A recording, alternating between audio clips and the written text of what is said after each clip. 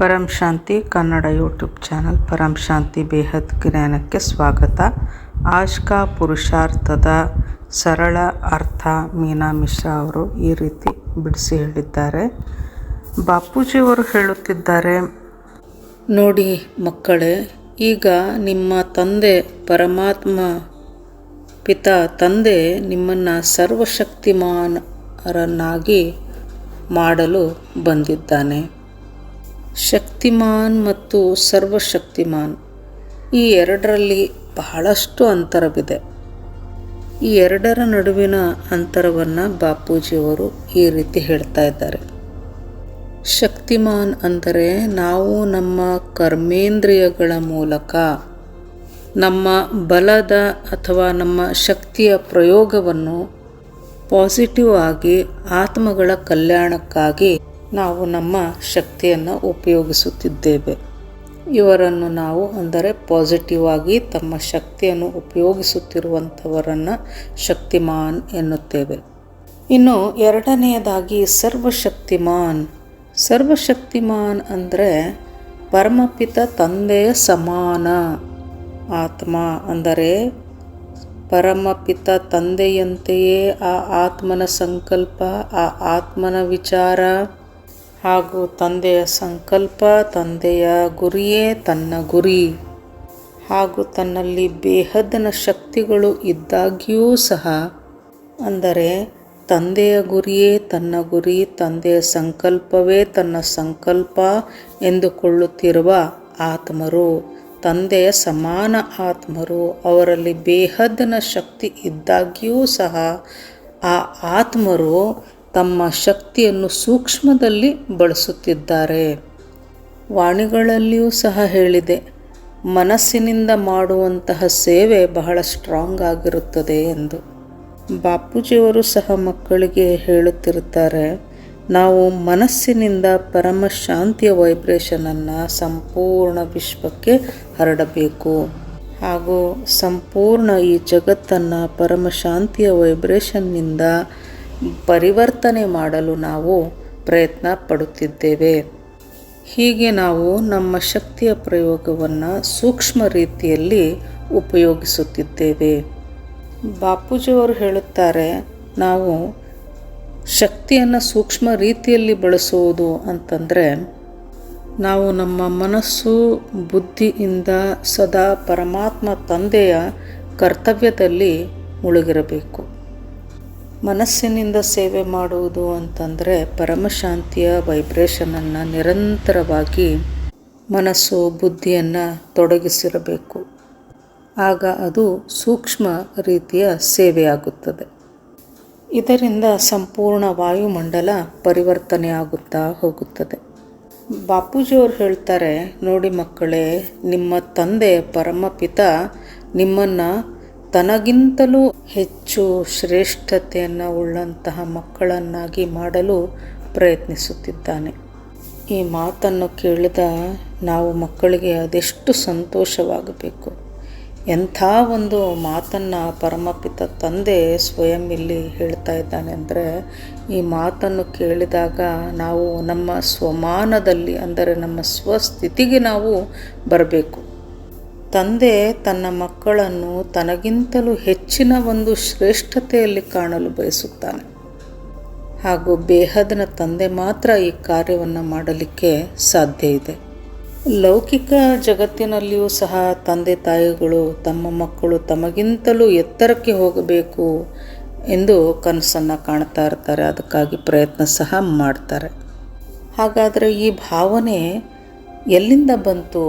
ಈ ಭಾವನೆ ಬೇಹದ್ನ ತಂದೆಯಿಂದಲೇ ಈ ಸ್ಥೂಲ ಜಗತ್ತಿಗೆ ಬಂದಿದೆ ಎನ್ನುವುದನ್ನು ನಾವು ಅರ್ಥ ಮಾಡಿಕೊಳ್ಬೇಕು. ಪರಮಪಿತ ತಂದೆ ಮಕ್ಕಳಿಗೆ ಹೇಳ್ತಾ ಇದ್ದಾನೆ, ಮಕ್ಕಳೇ, ನೀವು ಈ ತಮೋಪ್ರಧಾನ ಜಗತ್ತಿನಲ್ಲಿ ಇದ್ದೀರಾ. ಈ ತಮೋಪ್ರಧಾನತೆಯ ಜಗತ್ತಿನಲ್ಲಿದ್ದೇ ನಾನು ಸರ್ವಶಕ್ತಿಮಾನರನ್ನಾಗಿ ಮಾಡುತ್ತಿದ್ದೇನೆ ಎಂದು ತಂದೆ ಹೇಳ್ತಾ ಇದ್ದಾನೆ. ಅಂದರೆ ಪರಮಪಿತ ತಂದೆಯು ಮಕ್ಕಳನ್ನು ತನ್ನ ಸಮಾನರನ್ನಾಗಿ ಮಾಡಲು ಪ್ರಯತ್ನಿಸುತ್ತಿದ್ದಾನೆ. ಬಾಪ್ ಬಚ್ಚೋಂಕು ಆಪ್ ಸಮಾನ್ ಬನಾ ದೇತಾ ಹೇ ಅಂತಂದರೆ ತಂದೆಯು ತನ್ನ ಮಕ್ಕಳನ್ನು ಸರ್ವಶಕ್ತಿಮಾನರನ್ನಾಗಿ ಮಾಡುತ್ತಾನೆ ಎಂದರ್ಥ. ಇಲ್ಲಿ ಒಂದು ಲೌಕಿಕದ ಉದಾಹರಣೆಯನ್ನು ಕೊಡ್ತಾ ಇದ್ದಾರೆ. ಇಲ್ಲಿ ನಾವು ಎಲ್ಲ ಆತ್ಮಗಳ ಕರ್ಮಕಥೆಗಳನ್ನು ನಾವು ತಿಳ್ಕೊಂಡಿದ್ದೇವೆ. ಅಂದರೆ ನಾವು ಈ ಲೌಕಿಕ ಜಗತ್ತಿನಲ್ಲಿ ನಮ್ಮ ಸಂಬಂಧಿಗಳು, ನಮ್ಮ ಸುತ್ತಮುತ್ತಲೂ ಇರುವಂತಹ ಆತ್ಮರ ಬಗ್ಗೆ ನಾವು ತಿಳಿದುಕೊಂಡಿರುತ್ತೇವೆ. ಅವರ ವಿಚಾರಗಳೇನು ಇವೆಲ್ಲವೂ ನಮಗೆ ತಿಳಿದಿದ್ದರೂ ಸಹ ನಾವು ಅವರ ಬಗ್ಗೆ ಯಾವುದೇ ಸಂಕಲ್ಪವನ್ನು ನಡೆಸದೆ ಶಾಂತವಾಗಿ ಉಳಿದುಕೊಳ್ಳುತ್ತೇವೆ. ಏಕೆಂದರೆ ನಮ್ಮಲ್ಲಿ ಪ್ರೇಮರೂಪಿ ಗಂಗೆಯು ಹರಿಯುತ್ತಿದ್ದಾಳೆ. ಹೀಗಾಗಿ ನಾವು ಯಾರ ಸಂಕಲ್ಪವನ್ನು ಸಹ ನಾವು ತೆಗೆದುಕೊಳ್ಳದೆ ಶಾಂತ ಸ್ಥಿತಿಯಲ್ಲಿ ಇರುತ್ತೇವೆ. ಪ್ರೇಮ್ ಕಿ ಗಂಗಾ ಅಂದರೆ ಪ್ರೀತಿ ಎಂಬ ನದಿಯು ನಮ್ಮಲ್ಲಿ ಹರಿತಾ ಇರುತ್ತೆ ಅಂತಂದರೆ ಏನರ್ಥ ಅಂದರೆ ನನ್ನೊಳಗೆ ನಾನು ತಂದೆ ಸಮಾನನಾಗಿದ್ದೇನೆ ಎನ್ನುವಂತಹ ಭಾವ. ಈ ಭಾವನೆ ಇದ್ದಾಗ ನನ್ನಲ್ಲಿ ಎಲ್ಲರ ಪ್ರತಿ ಪ್ರೇಮವೇ ತುಂಬಿರುತ್ತದೆ. ನಾನು ಬೀಜರೂಪ ಆತ್ಮವಾಗಿದ್ದೇನೆ, ನಾನು ಕ್ರಿಯೇಟರ್ ಆಗಿದ್ದೇನೆ, ನಾನು ತಂದೆಯ ಸಮಾನ ಆತ್ಮನಾಗಿದ್ದೇನೆ ಎಂದುಕೊಂಡಾಗ ನಾವು ಎಲ್ಲ ಆತ್ಮರ ಪ್ರತಿ ಪ್ರೇಮದಿಂದಲೇ ವ್ಯವಹರಿಸುತ್ತೇವೆ, ಶಾಂತವಾಗಿಯೇ ಇರುತ್ತೇವೆ. ಬಾಪೂಜಿಯವರು ಹೇಳ್ತಿದ್ದಾರೆ, ನೀವು ಈ ಪಂಚತತ್ವದ ದೇಹದಲ್ಲಿದ್ದು ನೀವು ಈ ಪಂಚತತ್ವದ ದೇಹದ ಶಕ್ತಿಯನ್ನು ಉಪಯೋಗಿಸಿಕೊಂಡಾಗ ನಿಮ್ಮ ಸೂಕ್ಷ್ಮ ಶಕ್ತಿಯು ಕಡಿಮೆಯಾಗುತ್ತದೆ.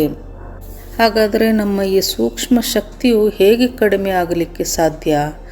ನಾವು ತಂದೆಯಿಂದ ಪವರನ್ನು ಪಡೆದುಕೊಂಡು ಒಂದು ವೇಳೆ ನಾವು ಆ ಪವರನ್ನು ಲೌಕಿಕ ಕಾರ್ಯದಲ್ಲಿ ಉಪಯೋಗಿಸಿಕೊಂಡರೆ ಅಥವಾ 5 ತತ್ವದ ಕರ್ಮೇಂದ್ರಿಯಗಳ ಮೂಲಕ ನಾವು ಆ ಪವರನ್ನು ಉಪಯೋಗಿಸಿದರೆ ನಮ್ಮ ಸೂಕ್ಷ್ಮ ಶಕ್ತಿಯು ಬಹಳ ಕಡಿಮೆಯಾಗುತ್ತಾ ಹೋಗುತ್ತದೆ. ಹೀಗಾಗಿ ತಂದೆ ಹೇಳುತ್ತಾನೆ, ನೀವು ಶಾಂತ ಸ್ಥಿತಿಯಲ್ಲಿ ಸ್ಥಿತರಾಗಿರಿ, ಸದಾ ಶಾಂತವಾಗಿರಿ. ಆಗ ನೀವು ನಿಮ್ಮ ಸಂಕಲ್ಪಗಳ ಮೂಲಕ ಎಲ್ಲ ಆತ್ಮರ ಕಲ್ಯಾಣಕ್ಕೆ ನೀವು ಕಾರಣರಾಗುತ್ತೀರಿ. ಬಾಪೂಜಿಯವರು ಹೇಳಿದ್ದಾರೆ, ಸಂಕಲ್ಪಗಳಿಂದಲೇ ಈ ಜಗತ್ತು ಸೃಷ್ಟಿಯಾಗಿದೆ ಹಾಗೂ ಈ ಸಂಕಲ್ಪದಿಂದಲೇ ಈ ಜಗತ್ತು ಅದರ ಶಕ್ತಿಯನ್ನು ಕಳೆದುಕೊಂಡು ಬಹಳ ಕ್ಷೀಣ ಸ್ಥಿತಿಗೆ ಬಂದಿದೆ ಅಥವಾ ಬಹಳ ಪವರನ್ನು ಕಳೆದುಕೊಂಡು ಅಧೋಗತಿಗೆ ಇಳಿದಿದೆ. ಹೀಗಾಗಿ ನಮ್ಮ ಸಂಕಲ್ಪವೆನ್ನುವಂತಹ ಖಜಾನೆಯನ್ನು ನಾವು ಉಪಯೋಗಿಸುವುದನ್ನು ಕಡಿಮೆ ಮಾಡಬೇಕು. ಬಹಳ ಸಂಕಲ್ಪಗಳು ನಮ್ಮಲ್ಲಿ ಏಳಬಾರದು. ಇದನ್ನು ಬಾಪೂಜಿಯವರು ಬಹಳ ರಿಪೀಟಾಗಿ ನಮಗೆ ಹೇಳುತ್ತಾ ಇದ್ದಾರೆ. ಹಾಗಾದರೆ ಯಾಕೆ ಈ ಎಲ್ಲ ಮಾತುಗಳು ತಂದೆ ಪದೇ ಪದೇ ಹೇಳುತ್ತಿದ್ದಾನೆ? ಇದಕ್ಕೆ ಕಾರಣ ಏನು ಎಂದಾಗ, ನಾವು ಮಕ್ಕಳು ಎಲ್ಲಿಯವರೆಗೆ ತಂದೆಯ ಮಾತುಗಳನ್ನು ಸರಿಯಾಗಿ ಧಾರಣೆ ಮಾಡಿಕೊಳ್ಳದೆ ಅದರ ಸ್ವರೂಪದಲ್ಲಿ ನಾವು ಉಳಿದುಕೊಳ್ಳದೆ ಇರುತ್ತೇವೆಯೋ ಅಲ್ಲಿಯವರೆಗೂ ತಂದೆಯು ಪದೇ ಪದೇ ಆ ಮಾತುಗಳನ್ನು ನಮಗೆ ಸ್ಮರಣೆಗೆ ತರುತ್ತಲೇ ಹೋಗುತ್ತಾನೆ. ಲೌಕಿಕದಲ್ಲಿಯೂ ಸಹ ನಾವು ಒಂದು ಉದಾಹರಣೆಯನ್ನು ನೋಡಿದರೆ, ತಾಯಿಯಾದವಳು ಮಗುವಿಗೆ ಮಗ್ಗಿಯನ್ನು ಕಲಿಸುವಾಗ ಪದೇ ಪದೇ ಆ ಮಗುವಿಗೆ ಕೇಳುತ್ತಲೇ ಇರುತ್ತಾಳೆ. ಪದೇ ಪದೇ ಕೇಳುವುದರಿಂದ ಒಂದು ದಿನ ಸಂಪೂರ್ಣ ಮಗ್ಗಿಯನ್ನು ಆ ಮಗು ಹೇಳುತ್ತದೆ. ಇದರಂತೆ ತಂದೆಯೂ ಸಹ ನಮ್ಮ ಶಕ್ತಿಯನ್ನು ನಮ್ಮಲ್ಲಿ ಇಮರ್ಜ್ ಮಾಡುತ್ತಿದ್ದಾನೆ. ಅಂದರೆ ನಮ್ಮ ಸೂಕ್ಷ್ಮ ಶಕ್ತಿಯ ಬಗ್ಗೆ ತಂದೆ ಹೇಳುತ್ತಿದ್ದಾನೆ ಮತ್ತು ಅಪಕಾರಿಯಾದವರಿಗೂ ಸಹ ಉಪಕಾರವನ್ನೇ ಮಾಡಿ ಎಂದು ತಂದೆ ಹೇಳುತ್ತಿದ್ದಾನೆ. ಮತ್ತೆ ಕೆಲವೊಮ್ಮೆ ತಂದೆಯು ಹೇಳುತ್ತಿದ್ದಾನೆ, ನೀವು ನಿಮ್ಮ ದಿವ್ಯ ಗುಣಗಳನ್ನು ಉಪಯೋಗಿಸಿ, ಆದರೆ ಈ ಎಲ್ಲವನ್ನು ಸೂಕ್ಷ್ಮ ರೀತಿಯಲ್ಲಿ ಉಪಯೋಗಿಸಿ ಎಂದು ತಂದೆ ಪದೇ ಪದೇ ಹೇಳುತ್ತಾನೆ. ಏಕೆಂದರೆ ಈ ರೀತಿ ಮಾಡುವುದರಿಂದ ಮಕ್ಕಳು ಶಾಂತ ಸ್ಥಿತಿಯಲ್ಲಿ ಇರಲು ಸಾಧ್ಯ. ನಾವು ಶಾಂತ ಸ್ಥಿತಿಯಲ್ಲಿ ಇದ್ದಾಗಲೇ ನಾವು ಇನ್ನೊಬ್ಬರಿಗೆ ಒಳ್ಳೆಯದನ್ನು ಮಾಡಲು ಸಾಧ್ಯ. ಯಾರಿಗೆ ದಿವ್ಯ ಗುಣದ ಒಂದು ಅವಶ್ಯಕತೆ ಇದೆಯೋ ಅಂತಹ ಆತ್ಮರಿಗೆ ನಾವು ದಿವ್ಯ ಗುಣದ ಶಕ್ತಿಯನ್ನು ದಾನವಾಗಿ ಕೊಡಬಲ್ಲೆವು. ಹೀಗಾಗಿ ತಂದೆಯು ಪದೇ ಪದೇ ಹೇಳುತ್ತಾನೆ, ಮಕ್ಕಳೇ, ಈಗ ಬೇರೆ ಆತ್ಮಗಳಿಗೆ ಜ್ಞಾನವನ್ನು ಕೊಡುವುದನ್ನು ಈಗ ಕಡಿಮೆ ಮಾಡಿಕೊಳ್ಳಿ. ಏಕೆಂದರೆ ಈಗ ನಿಮ್ಮ ಸೂಕ್ಷ್ಮ ಸೇವೆಯ ಚಮತ್ಕಾರವು ಆರಂಭವಾಗಲಿದೆ. ನೋಡಿ, ಇದರ ಅರ್ಥ ಬಹಳ ಆಳವಾಗಿದೆ, ಬಹಳ ರಹಸ್ಯ ಇದೆ ಇಲ್ಲಿ. ಪದೇ ಪದೇ ಇನ್ನೊಬ್ಬರಿಗೆ ಜ್ಞಾನವನ್ನು ಕೊಡೋದನ್ನು ನಿಲ್ಲಿಸಿ ಅಂತಂದಾಗ, ಉದಾಹರಣೆಗೆ ನಾವು ಲೌಕಿಕದಲ್ಲಿ ಇರಲಿ ಅಥವಾ ನಮ್ಮ ದೇಹದ ಪರಿವಾರದಲ್ಲೇ ಇರಲಿ, ಪದೇ ಪದೇ ಜ್ಞಾನವನ್ನು ಹೇಳುತ್ತಿರುತ್ತೇವೆ ಅಥವಾ ಬೋಧಿಸುತ್ತಿರುತ್ತೇವೆ. ಹೀಗಾಗಿ ಜ್ಞಾನ ಬೋಧಿಸುವುದನ್ನು ಈಗ ನಿಲ್ಲಿಸಿಬಿಡಿ. ಅಂದರೆ ಯಾವ ಜ್ಞಾನ, ಯಾವ ಒಂದು ಪರಮಶಾಂತಿಯ ಮಂತ್ರದಿಂದ ಎಲ್ಲೆಡೆ ಶಾಂತಿಯು ನೆಲೆಸುತ್ತಿದೆಯೋ ಆ ಜ್ಞಾನವನ್ನು ನಿಲ್ಲಿಸಿ ಎಂದು ಇಲ್ಲಿ ಅರ್ಥವಲ್ಲ. ಇದರ ಅರ್ಥ ಏನಂದರೆ, ಈಗ ಜಗತ್ತಿನಲ್ಲಿ ಎಲ್ಲ ಆತ್ಮರು ತಮ್ಮನ್ನು ತಾವು ಬಹಳ ಸಂಪೂರ್ಣ ಆತ್ಮರು ಅಂತ ಅಂದ್ಕೊಳ್ತಾ ಇರ್ತಾರೆ. ಆದರೆ ಅಂತಹ ಆತ್ಮಗಳೇ ಒಳಗಿನಿಂದ ಅಪೂರ್ಣತೆಯನ್ನು ಅನುಭವಿಸುತ್ತಿರುತ್ತಾರೆ. ಹೀಗಾಗಿ ಅವರಿಗೆ ಲೌಕಿಕ ಜ್ಞಾನವನ್ನು ನೀಡುವುದನ್ನು ನಿಲ್ಲಿಸಿಬಿಡಿ. ಹಾಗೂ ಎಲ್ಲ ಆತ್ಮಗಳ ಕೆಟಗರಿಯೂ ಸಹ ಒಂದೇ ಆಗಿರುವುದಿಲ್ಲ. ಎಲ್ಲರಿಗೂ ಸಹ ನಾವು ಜ್ಞಾನವನ್ನು ಹೇಳ್ತಾ ಹೋದರೆ ಎಲ್ಲರೂ ಅದನ್ನು ತಿಳಿದುಕೊಳ್ಳುವ ಸ್ಥಿತಿಯಲ್ಲೂ ಸಹ ಇರುವುದಿಲ್ಲ. ನಾವು ಜ್ಞಾನ ಕೊಡುವುದನ್ನು ನಿಲ್ಲಿಸಿದಾಗ ನಮ್ಮ ಸೂಕ್ಷ್ಮ ಸೇವೆಯ ಚಮತ್ಕಾರ ಆರಂಭವಾಗುತ್ತದೆ. ಅಂದರೆ ನಾವು ಸಾಕಾರಿ ಶರೀರದಲ್ಲಿದ್ದುಕೊಂಡು ಸಾಕಾರಿ ಜಗತ್ತಿಗೆ ಜ್ಞಾನವನ್ನು ಕೊಡುವುದನ್ನು ನಿಲ್ಲಿಸಿದಾಗ ನಮ್ಮ ಧ್ಯಾನವು ಸಂಪೂರ್ಣವಾಗಿ ಸೂಕ್ಷ್ಮದ ಕಡೆಗೆ ಹೋಗುತ್ತದೆ. ಅಂದರೆ ನಮ್ಮ ಸೂಕ್ಷ್ಮ ಶಕ್ತಿಯ ಕಡೆಗೆ ನಮ್ಮ ಸಂಪೂರ್ಣ ಧ್ಯಾನವು ಹೋಗುತ್ತದೆ. ಅಂದರೆ ಒಟ್ಟಾರೆ ನಾವು ಸೂಕ್ಷ್ಮ ಸೇವೆಯಿಂದಲೇ ವಿಶ್ವ ಪರಿವರ್ತನೆಯ ಕಾರ್ಯ ಸಾಧ್ಯವಿದೆ ಎಂದು ಅರ್ಥ ಮಾಡಿಕೊಂಡಾಗ ನಮ್ಮ ಫರಿಷ್ಠಾ ಸ್ವರೂಪ, ಅಂದರೆ ನಮ್ಮ ಸಂಪನ್ನ ಸ್ವರೂಪ, ಅದು ನಮ್ಮನ್ನು ಧಾರಣೆ ಮಾಡಿಕೊಳ್ಳುತ್ತದೆ ಹಾಗೂ ತನ್ನ ಸೂಕ್ಷ್ಮ ಕಾರ್ಯವನ್ನು ಆರಂಭಿಸುತ್ತದೆ. ನಮ್ಮ ಸಂಪನ್ನ ಸ್ವರೂಪ ನಮ್ಮನ್ನು ಧಾರಣೆ ಮಾಡಿಕೊಂಡು ತನ್ನ ಕಾರ್ಯವನ್ನು ಆರಂಭಿಸಿಕೊಂಡಾಗ ಎನ್ನುವಂಥದ್ದು ಬಹಳ ಒಂದು ವಿಶೇಷ ಅರ್ಥವನ್ನು ಉಳ್ಳಂತಹ ಮಾತಾಗಿದೆ. ಇದರ ಬಗ್ಗೆಯೂ ಸಹ ನಾವು ಇನ್ನೊಂದು ವಿಡಿಯೋದಲ್ಲಿ ತಿಳಿಸಿಕೊಡಲಿದ್ದೇವೆ. ಅದಕ್ಕಾಗಿ ಕಾಯುತ್ತೀರಿ. ಪರಂ ಶಾಂತಿ.